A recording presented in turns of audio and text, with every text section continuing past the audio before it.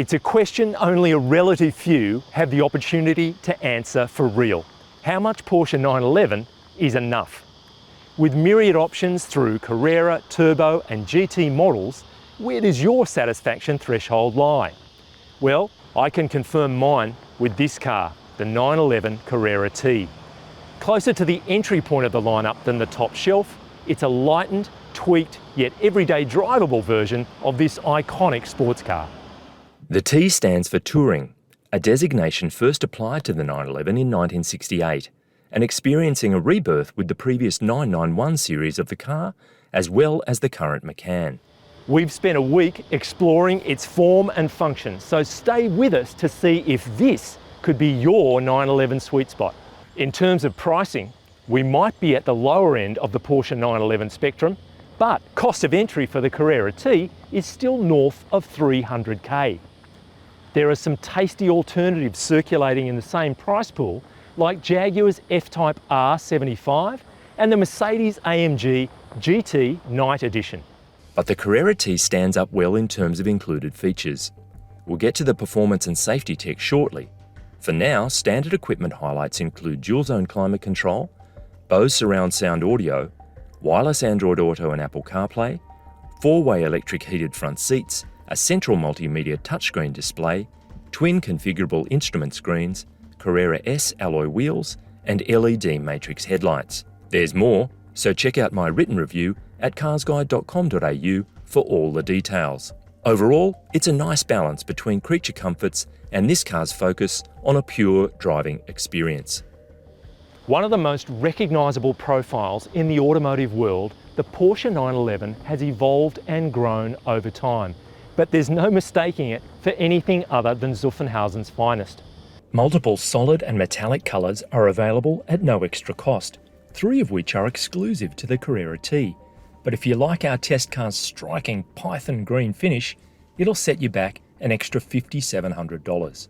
Car spotters on the lookout for the Carrera T will need to tick off agate grey accents on the taillight grid, badging and mirror housings, as well as a grey top tint windscreen, specific side graphics and Carrera S wheels in titanium grey. Our test car has been optionally upgraded with the Carrera T package, which brings extra leather and coloured seat belts and contrast stitching. It's also, for $5.5K or a little more, picked up the adaptive sports seats, which are multi-way adjustable and super grippy.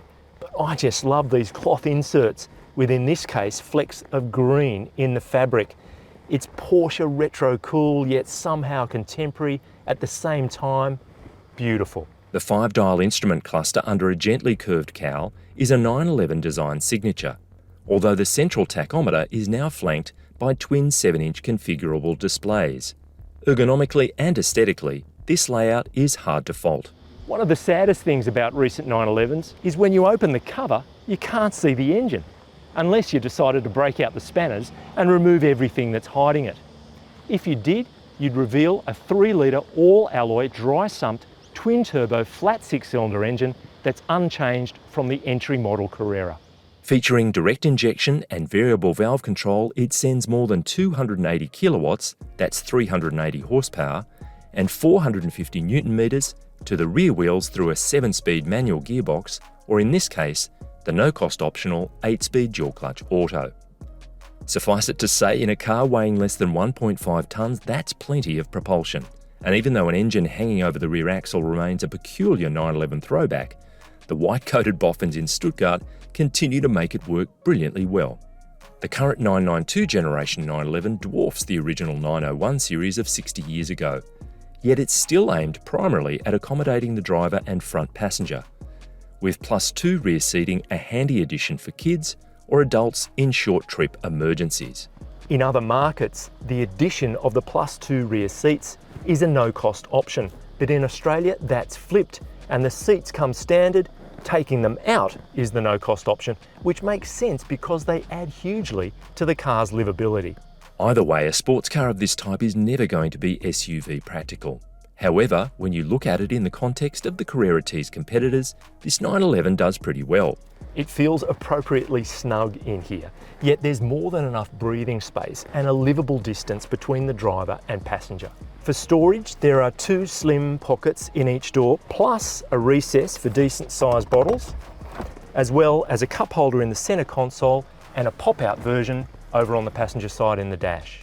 As in most 911s, you can swap the center console cup holder out with a small oddments tray insert, which is a nifty piece of practical thinking.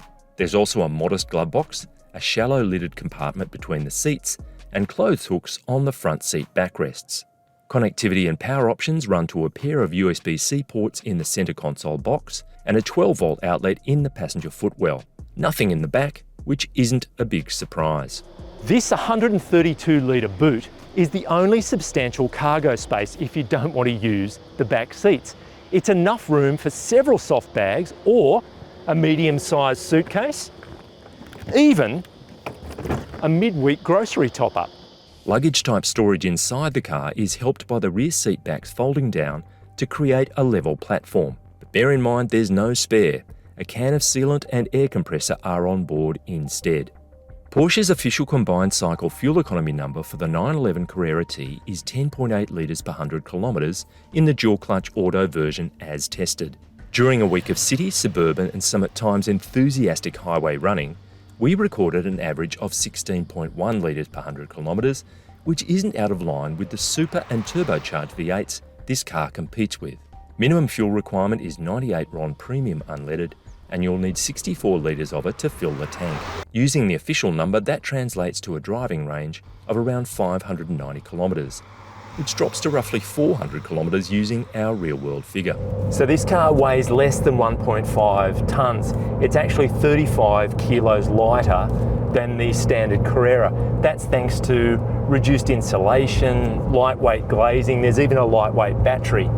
And this car may have the +2 rear seats in it, but that reduced sound insulation means the standard sports exhaust is all the more noticeable.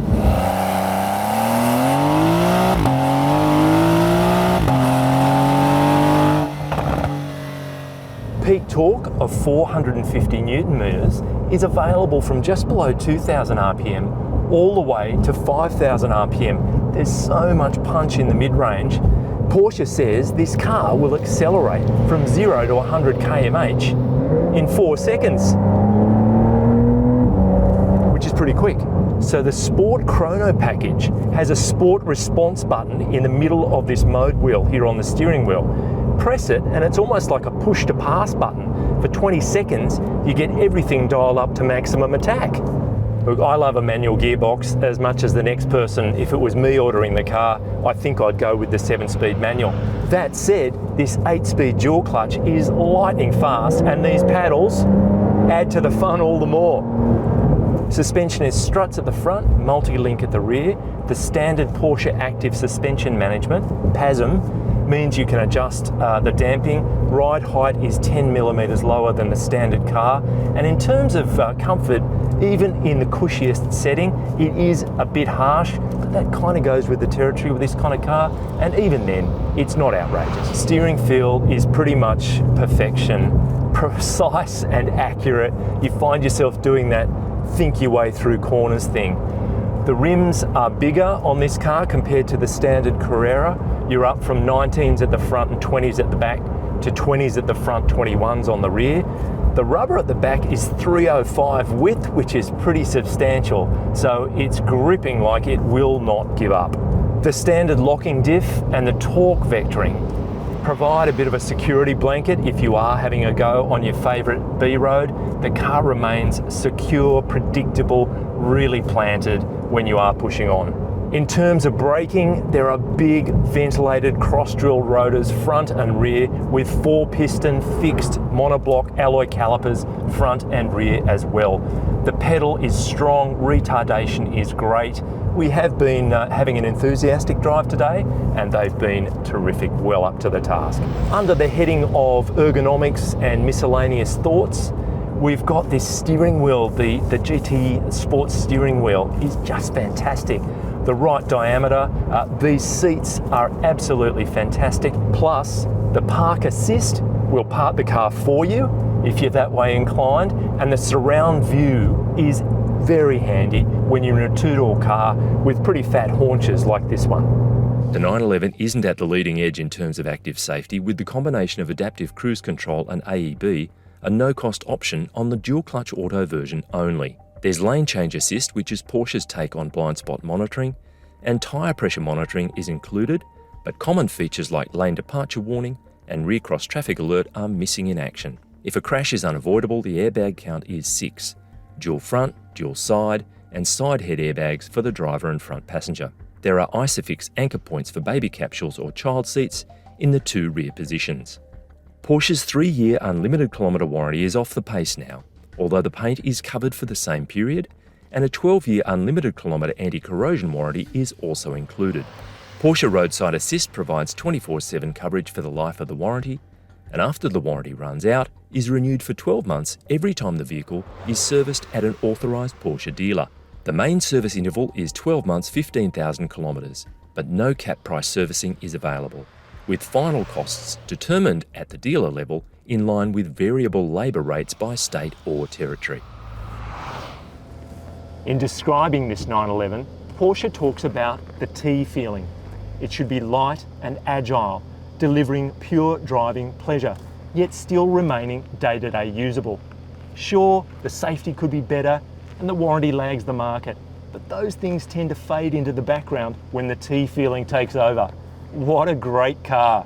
Bereit zum Start!